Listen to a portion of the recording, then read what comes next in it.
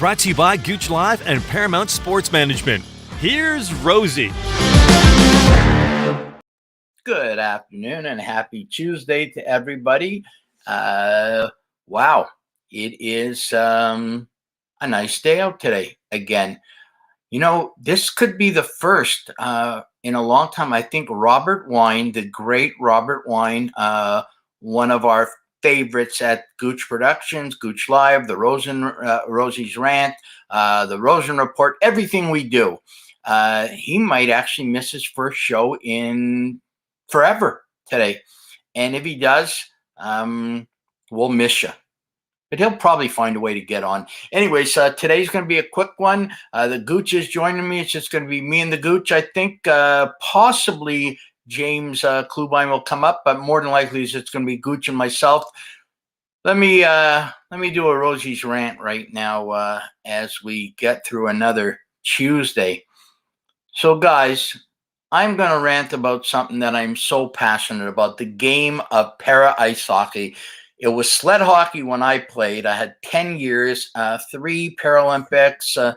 Just what a great opportunity to live my life and travel the world. Now the game is growing so much. The World Championships are going on right now in Ostrava, Czech Republic. They were there 2 years ago. I was very fortunate to call the games with Alan March and Dominic Kasich. Unfortunately, the games did not allow in arena broadcasting, so I'm not there. But the games are going on, and Alan March is calling it from his home overseas. And I tell you what, the preliminary round just ended. Canada is in a group with South Korea, Canada, Czech Republic, the host, and the Americans. First time ever, Canada and U.S. played the first game of the tournament. A great game. Canada beat them. Great goaltending. Dominic Larocque, one of my favorites. They won 2-1. And then they destroyed Korea 8-0, and then they destroyed the Czech Republic 10-0. They're waiting now for the semifinals. The other group, Russia beat Norway 19-1. Woo, baby. Anyways, Robert Wine's here. Absolutely, he didn't. Robert, how you doing, brother? I thought you were going to miss your first show since the beginning of time. Aaron Kuzak, love your brother from all the way from Australia. Anyways, it is great, and I am so looking forward to Numbers, my buddy from Australia. He got his new leg. He is going to be playing, I know it, for Australia sooner than later. If you can, tomorrow is the quarterfinals. Canada will have a bye to the semis. Get on the IPC website, Hockey Canada website, and watch some incredible, incredible hockey. Canada looking like they're strong, 3-0, going for the gold. Hopefully, I'll be in Beijing in March calling the games from the venue. Until then, watch Canada. They are smoking. Gouche, come on up. Let's talk hockey. Yes, sir. How are you? I don't know if you've had a chance to. It's hard watching it on the small screen of the computer or the sled, and I'm really missing it. But man, Canada is just moving the puck. They got a goal today against the Czech Republic. Now, the Czech Republic, in all fairness, is not in a league with Canada or the U.S. or Russia. But, you know, a goal that Billy Bridges, who you know well with Sammy Joe Small, he made a move, Gouche, that just blew my mind, slipped it over to the captain, Tyler McGregor, and he put it underneath the crossbar. I felt sorry for about 30 seconds for the Czech Republic goalie. You felt sorry that long? Come on, Paul. I think it was 5 seconds. Yeah, hey, listen, I want to say I have watched a little bit. We were very lucky that Marshall Starkman out of the blue said, hey, Gouche, I can come on. Tried to get you on. He says he's going to do it right after the gold medal game. He'll be on the Rosen Report. Maybe we can get him on the round table. So I did go and look this morning on a couple of videos, and it was, I think, 8-0 or something like that. It ended 10-0. It ended 10-0. Do they have a legitimate chance? Legitimate shot? Canada? Gold? Yeah. Yeah.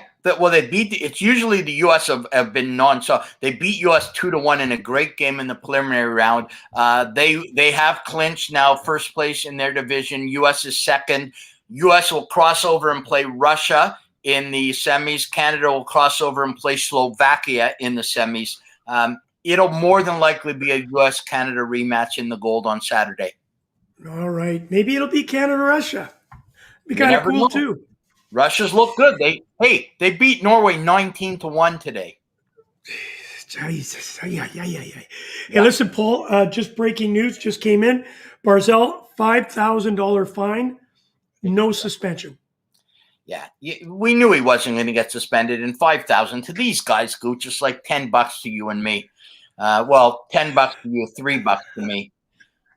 What what's your thoughts on last night's game? I'm watching it, and it just like you talk a lot about 8-0, 1-0. It doesn't matter. You got to refocus for the next game. But talk to me about the psyche in the Islanders' room. You know, Barry Trotz. What's the psyche like after an 8-0 loss? Well, I know Barry Trotz is going to step up and get the guys back in line, saying, "Listen, it's one bad game." They haven't had a lot of bad games through these playoffs. One bad game, guys, whether it's 8-0 or 1-0, it's easy to say. But I'm really concerned. It was a dominant show by the Tampa Bay Lightning. Power play, 50%, 3 for 6. If you give them power plays. The one move, I think what Barry Trotz is probably nervous about is Kucherov right now is arguably one of the best players on the planet, and I'm going to include him in with McKinnon. That pass from, if you recall the goal, Stamkos over to him, that backhand pass directly on point stick, man, he is special. So I think he's got to pull a rabbit out of his hat. I really believe that Trotz has got his hands full. I don't think they can come back from this. I think you saw the frustration with what Barzal was doing, crush it, stay out of it. You don't need a kid like that with so much talent, very, very talented player. Stay out of that stuff. You don't need to partake because they can't afford to lose you. Obviously, a 5-minute didn't hurt them, but you never know what's going to happen. Yeah, I agree with you. And wow, Steven Stamkos, what a shot. Was that not a cannon? Unbelievable. Yeah. Hey, what do you think about the goaltending of Varlamov? They took him out after 3, and the kid Soroka came in and he let 5 in. Do you go? But you obviously have to go back to Varlamov in Game 7. Again, you being a goalie and you know the psyche of the goaltenders, I think Varlamov, one of those goals was really not his fault. And then Sorokin comes in, takes a slap shot. It actually gets stuck in his chest. You know how much pain that would be in. And I think they should have taken him out, myself personally. I don't think he was right after that. I thought he was playing well up until that point. But I think you got to go back with Varlamov. If you're even going to have a sniff at this now, Varlamov was embarrassed. I think going back in there, the barn on the island, I think there's no option. Again, you being a goaltender, you know the psyche, you know what they're thinking. I don't think the team would feel comfortable going back with Sorokin. I agree with it. I remember one practice, Billy Bridges took a shot and he caught me in the collarbone and the puck stayed down in my – I'm telling you, I felt for almost like 2 hours. I didn't know where I was. I don't know how they stayed with him. That one really looked – because the referee at one point waved the trainer – that we're going to make a switch, and then Sorokin, no, I'm going to stay. It was still only 3-0 at the time. The one thing that I think Leaf fans can find, Leaf fans have to really be searching for little nuggets of gold in these playoffs right now. But how about if the Tampa Bay Lightning win back-to-back and Luke Schenn gets a Stanley Cup ring? Hey, and a nice goal. He's participating. It's not just... Yeah, you know what? I think, unfortunately for Leafs, there hasn't been much news out of the camp, so I think they've all kind of calmed down. I think a lot of them will be applauding if Montreal goes out quickly, but I just think right now these series could go. They both can go to 7. Yeah, I don't think that's not a possibility. Here's a great comment by Robert Wine. He thought he wasn't even going to make it. He's here and he's contributing. If the score is going up, should the team just keep scoring or stop at something? I'll listen to you talk, Paul, and then I'll make an observation I saw last night.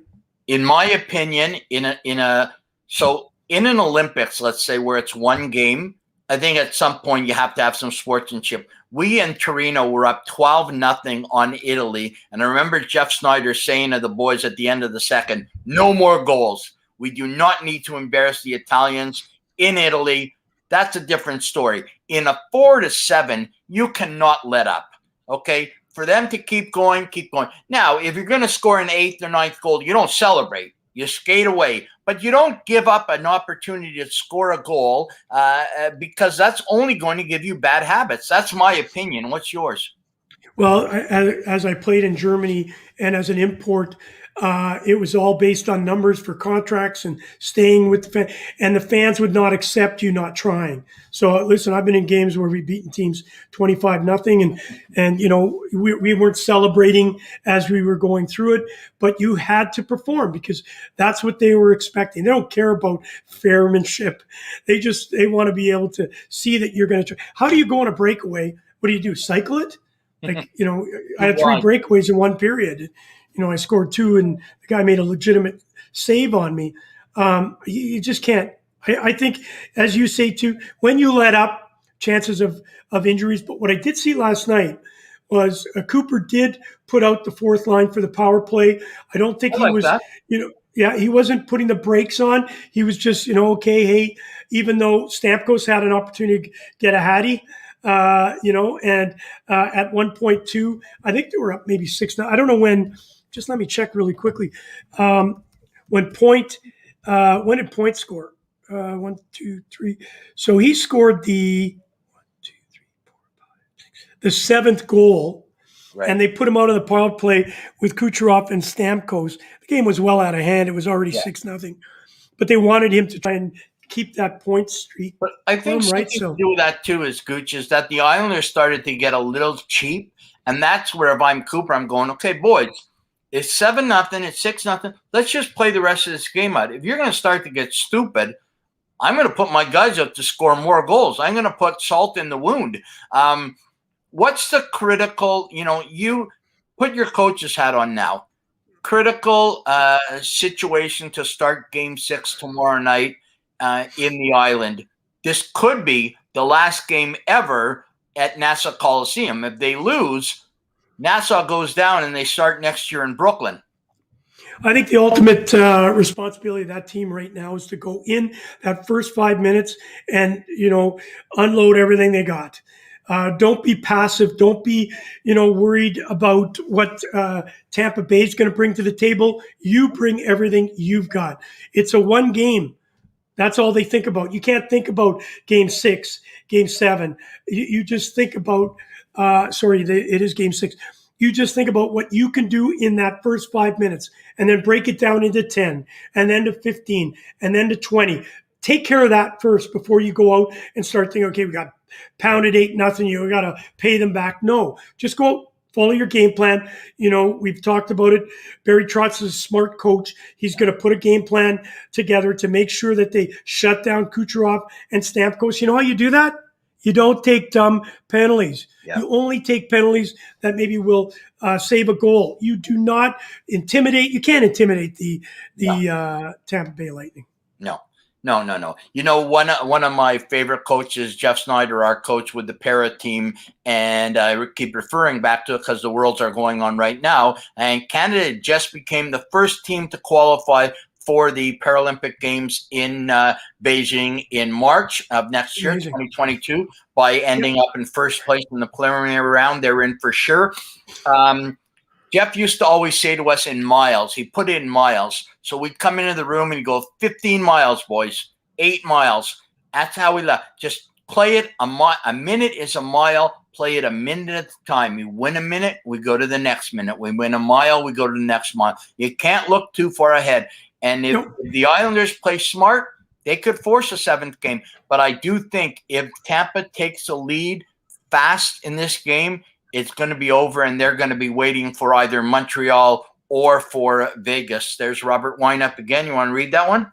Yeah, I don't think he didn't think of the other side, like the fans or maybe the management, and it's maybe a little bit embarrassing, but it takes away from what the guys are getting paid for. So obviously management's going to look at it differently than maybe the fans do. So, and coaching staff. And then Lucky comes up and says, He was on with me today for a few minutes.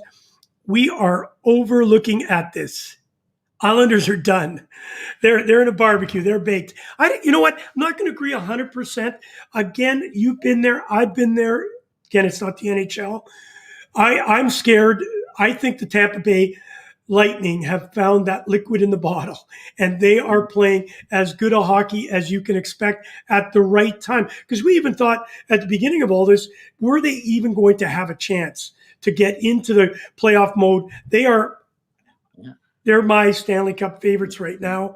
Hey, I hate to say that, but we had Florida beating them in the first round. If you want to go back to that, and you remember, I know Lucky's going with that, and that's cool. But you never thought when Colorado was up 2-0 on Vegas, everybody said Vegas was done. They came back to win 4 games.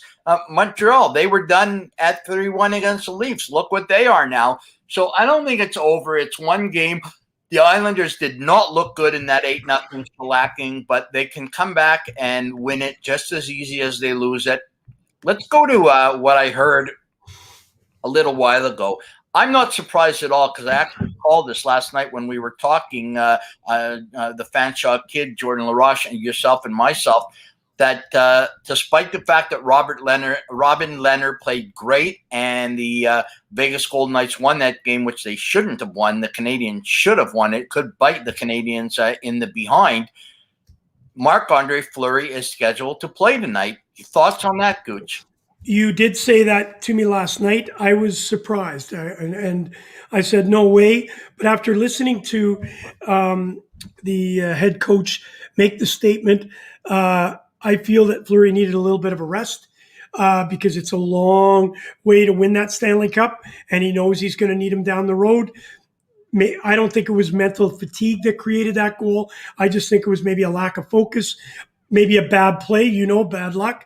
But I thought it was the wrong move to even go to Lerner.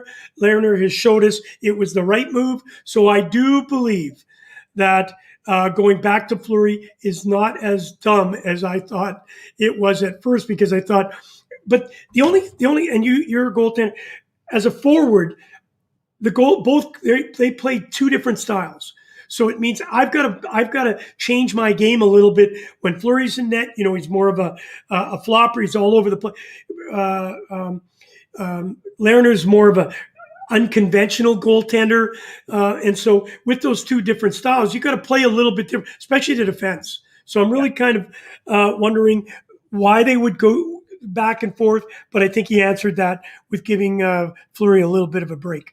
Yeah, Leonard is a square to the puck guy, gets as big as possible, tries to just block the puck, as we saw, doesn't hold a lot, bats the puck into the corners a lot, big-time rebounds. And I'm going to go out on a limb, Gooch. I know we don't have any of the young kids on with us. It's a veteran show today with you and me. But I'm going to go out on a limb and say that Marc-Andre Fleury has the game of his life tonight, and Vegas takes a 3-2 lead in a wild Las Vegas crowd. They win 3-0. Fleury gets a shutout. Derek Luck says the team that wins always have the best three players on the ice: goalie, defenseman, floor, and forward. I think Tampa Bay has that. I think when you go to Las Vegas right now, I think it's Price and Fleury. I think there's going to be a goaltender's duel tonight. I think Price knows what's on the line. If they lose, it's going to be really tough for them to, get back into it. So this is D-Day. This is where the series design. I know there's a lot of critiques out there, and people are going to say, "What are you talking?" Listen, Game 3 to win the third game in a series is tough. Game 4 is the hardest, as you know, to close somebody out. But without the goaltending duel, I think you got to look at Vegas being the stronger team. Even though last game they certainly did not look very attentive to detail. They're not getting any kind of breaks outside of maybe Roy scoring in overtime. Most of their offense is coming from the defense. So yeah, I think we've got to be. The crazy thing is, Pacioretty has really done very little. Our Stone, our favorite player, my favorite player anyways, Mark Stone, has looked invisible. What did Lucky say? 2-1 for the Canadiens, he called? Yeah, that's what he's calling. And Andrew of course, Jackson. Andrew Happy Jackson. belated Look, birthday to Jax. yeah, Lucky, have you been right on any of your predictions? I love that. Love that. Love that. Looks like we're having a little bit of war on. Love it. All That's right. okay. Nothing wrong with that. Hey, the one thing that I think is crazy about the last two games in Montreal. Game 3, Vegas dominates. Montreal wins in OT. Game 4, Montreal dominates. Vegas wins in OT. Where do you see tonight's game going? I've already called Vegas 3-0. Fleury gets a shutout. I'm going 4-2 Montreal, empty netter. And I think when you look at what happened last game, Caulfield had that kind of break in on Lerner, would have put it 2-0. Had he scored there, I think that would have ended the game. Going back to Vegas, I think the crowd this time is going to be intimidating. I think it's going to be louder than it's ever been. I'm looking forward to trying getting Darren Millard. He's agreed to come on just like we had John Liu on. I'd love to have him kind of give us the takeaway from it. I hope to try and get him on tomorrow if it's all possible. I'd love to be in that rink. How exciting would it be to be in it? And Jackson, I called Tampa Bay in the Cup final. He did. I recall that. You and I didn't. I said Montreal. Well, I said Winnipeg at first, but that certainly went to the wayside. I thought Montreal was going to get lucky. Had they gone 3-1 up, Paul, I think it was done. I think the Golden Knights would be deflated, and I don't think they would come back out of this one. But man, I've called the Golden Knights from 3 months ago to win the Cup. Looked like I was in trouble when they were down 2-0 against Colorado, but I think Lucky's buddy Nazem Kadri helped us that one, getting his 8-game suspension. He'll be back next year, and he'll be better than ever. Hey, I want to ask you a question and throw this out to Lucky and Jackson, Robert, anybody out there that's watching the show right now. The New York Islanders, they were the team of the 80s, man, back Stanley Cups. Bobby Nystrom and Clark Gillies, Mike Bossy, Brian Trottier, Billy Smith, Lauren, your buddy Butch Goring, Lauren Henning, man, Bobby Bourne, John Potvin, Dennis Potvin. You could go on and on and on. I want to ask everybody if you can do it real quick. Tonight or tomorrow night could be the last game at Nassau Coliseum, and then they shut her down for good. They've said it 7 times, but now it's going to be for good. What's your best memory of the Islanders, those great Islander teams? I'll give mine quick while you think one. Mine was OT, Flyers, and the Islanders. Bobby Nystrom flying down the wing, deflects it into the top corner to win in OT. Man, I love those. Johnny Tonelli, what a great group of Islanders. Kenny Morrow comes off of the win Miracle on Ice 1980 gold medal with the U.S., plays only 4 years in the NHL, all 4 with the Islanders, 4 cups. So in 5 years, he gets a gold medal and 4 Stanley Cups and then retires because of a knee injury. What a career that was. What's your favorite memory of the New York Islanders' great dynasty? The one I can't pinpoint a specific game or specific play, but what I do recall listening to the Gretzky, and here's a great one by Billy Smith hacking Gretzky. Mm-hmm. What I remember is Gretzky, and I think it was Messier, walking past the dressing room after the New York Islanders had beaten them in the Stanley Cup Finals. And it was kind of that teaching moment to Gretzky. And he actually says it in his book where he said, we learned how to win after losing. And because when they walked past the dressing room of the Islanders, they were not celebrating and doing the champagne. They were actually putting ice packs on it because they had paid the price. I think you probably remember that too. That's the learning lesson I got from the Edmonton Oilers Islanders. But, nothing better than Billy Smith in the net. I loved him. I've always loved him. The the way he was an axeman. He could have been a lumberjack I could see him up in the Yukon there chopping down those big trees. He took no enemies. He would eliminate them. Do you remember the thing he used to do? He hugged the post, and if a guy came by, he'd stick the button. He had the tape down 2 inches below the knob and a little piece of wood. He'd get the guy under the neck with the piece of wood. He was the absolute best. And people that don't remember, their coach, Al Arbor, was one of the best coaches of all time. I don't know if anybody else is chimed in on any of their great New York Islander memories, but wow, those New York Islander teams, they were incredible. If you could think about obviously the players going up against each other, Trottier one time, could be one of the best players, if not the best player back in the 84, 80, that 84, 88 run for all those great opportunities for the Islanders to win. Mike Bossy, he was just the ultimate goal scorer. He could fire, put a thread through a needle from, 100 yards out. Here's a great one too. He was the master, the Grim Reaper of goaltenders. I wanted to say, and thank you, Lucky, for sharing this with us too. There's some thought Kadri may go to Seattle. Yeah, we're going to have a show where we're going to be talking about that. I know Jordan and the boys are setting that up. The expansion draft. We're going to go through that. Obviously, the draft is coming up. That's going to be exciting for us. But I'll tell you what, looking at tonight, if the Montreal Canadiens do not win, I think this is over in 6. I did say it would go long. I said Montreal in 7.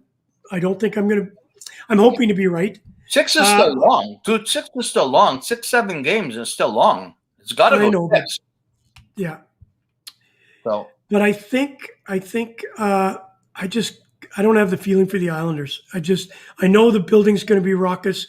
I know that there's going to be, in the rafters, as they're clothing the emotional part, maybe that emotions also in the crowd becomes a burden to the players. You can certainly lean both ways. I think tomorrow's done. I think the Montreal Canadiens have a chance tonight. And I think Carey Price, as you said, Fleury will have to be at his best. I think we're going to see Price be that. Price is right. Yeah, absolutely. Hey, listen, you've got the Canadiens 4-2. I've got the Golden Knights 3-0. We'll see what happens later this evening. Any last quick one today? Any last thoughts before we close it out? No, you know what? I think it's going to be exciting hockey. I'm obviously I had Francois on talking today in Montreal. They feel that this team is coming back with a 3-2 lead. Of course, you have to think like that. They're optimistic. I just think, we have had great playoffs. The only thing that's bothered me throughout the playoffs right now, and I know we'll belabor it on another show, I just find the whole refereeing thing from all of it kind of embarrassing, more so. And I think it's time for, after the season is done, I think they have to go back in the rule book. Let's look at it again. Let's define what cross-checking from behind is. Let's even define what a punch to the head is, because that punch that Suzuki got right in front of the ref, you got to call that. I don't want to call it a travesty, but it doesn't represent the game today. And if you're not going to take that out of the game, that little pop, then it's going to continue on going. Give the players, and I'm sure you're going to agree to this, the players just want consistency. What a penalty is at the first minute of the play period is the same as the second minute in the last period of the third period, or even in overtime. You do not put your whistles away. You do not call ridiculous penalties. Make sure you call it the way the book was written so that we can start enjoying the game the way it's supposed to be played. I agree with you. And you know what? You're used to it from playing in Europe. That's just the way it was. I'm used to it in international play. You always had terrible reffing. The NHL is not used to it. It should not happen. Hey, let's end on one kind of somber note. We never discussed this yesterday, but Tom Curvis passed away yesterday. I knew Tom when he played with the Leafs, and I had a product called the Backstrip. I did a few things with him. Haven't seen him in years, but unfortunately, Tom succumbed to cancer and passed away yesterday. Our thoughts and prayers go to his family and everybody. Any thoughts on Tom Curvis? You probably did know him. Yeah, I didn't know him that well. I met him once in a celebrity game for Johnson & Johnson, actually, when we played in Montreal. Gaston Gingras had organized all of it. I know Yvonne Lambert was there, Yvonne Cornway. I do not believe Guy Fleury was there. I think Pete Mahovlich was there, and Tom Curver was there. And just a nice guy. What I remember of him, he was just a nice guy. Yeah, absolutely. Far too young, 58 years old. But it just goes to show you again, everybody, if you're watching, just let's enjoy today, because tomorrow may not come.